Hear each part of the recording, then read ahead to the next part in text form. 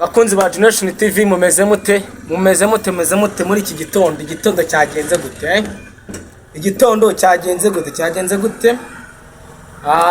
nje meze neza ndashima Imana nuko iminsi bigenda umuntu abagenda ajya ashyiramo no kurwara gakeya nimutajya mubona nsoye umwandiko mugimenye yuko wenda ari akabazo kabaye bakunzi ba Generation TV turabakunda mujye mwihangana ariko ibiganiro birahari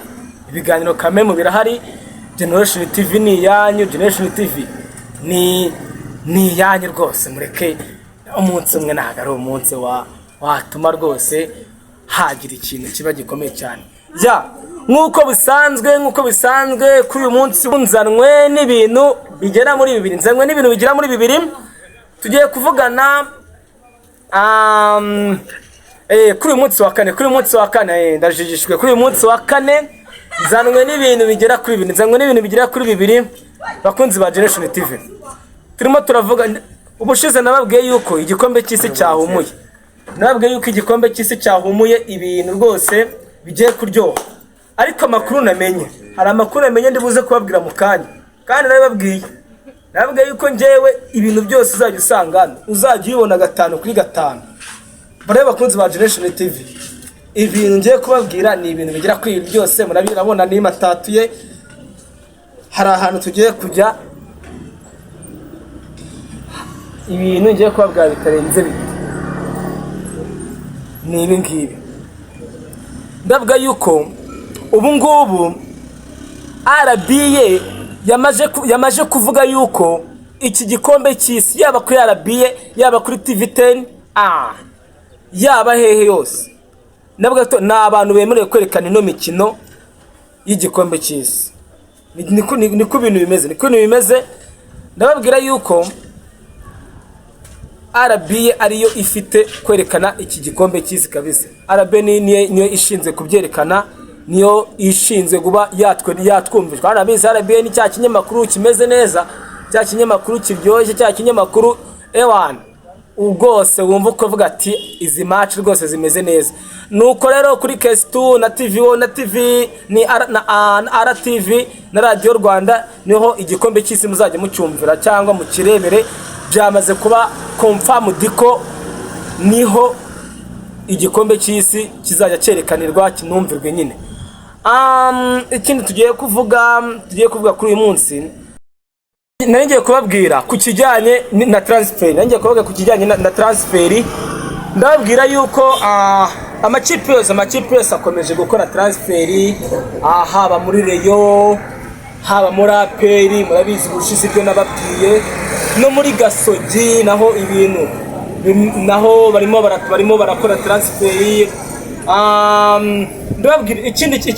ikindi mbabwira nuko muri Sunrise igiye kuzana umutoza uyu mutoza igiye kuzana ni umutoza ubushize yakubise amakipe yose byitwa kakomeye Sunrise umutoza igiye kuzana ariko bigaragara yuko ahantu agiye kuva naho ntago ari abantu bari seriye icyo mbabwira ni iki kimwe transfer zirakomeje aho Sunrise irimo iragura aho amakipe yose arimo aragura haba Rayon haba Kiyovu haba Peri haba Marine haba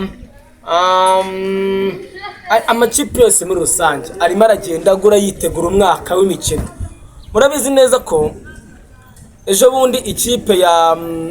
ya Sunrise hari umutoza igiye kuzana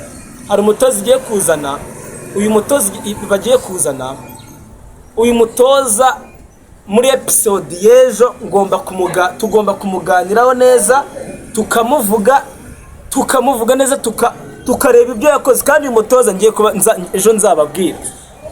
uyu ni umutoza bagiye kuzana waforomye ikipe nabo ndibabwira ikipe ari bubarimo nubwo ndibabwire ikipe ari buvemo ahubwo icyo ndibabwire ni kimwe ndababwira yuko uyu mutoza ibintu arimo arakora ni ibintu byiza bikomeye cyane. Ndakeka neza ko kandi yaravuze ati mu masezerano agiye gusinya ni ikipe ya Sunrise, nawe ndubabwira aho agiye guturuka, ariko mumenye yuko uyu mutoza ari umutoza ukomeye cyane. Bantu ba Nyagatare, bakunzi ba Generation TV muri Nyagatare, uyu mutoza ni umutoza ukomeye cyane. Ejo ngewe nzamubabwira neza, tuvuge kuva hasi, ubundi nzajya mbazana umutoza mbabwire ibye kuva hasi kugira hejuru, kugira ngo mbereke yuko ibintu bimeze neza. Nuko rero ibintu bikomeje kuba byiza cyane. Reka ikiganiro cyacu tugisubikira ngaha,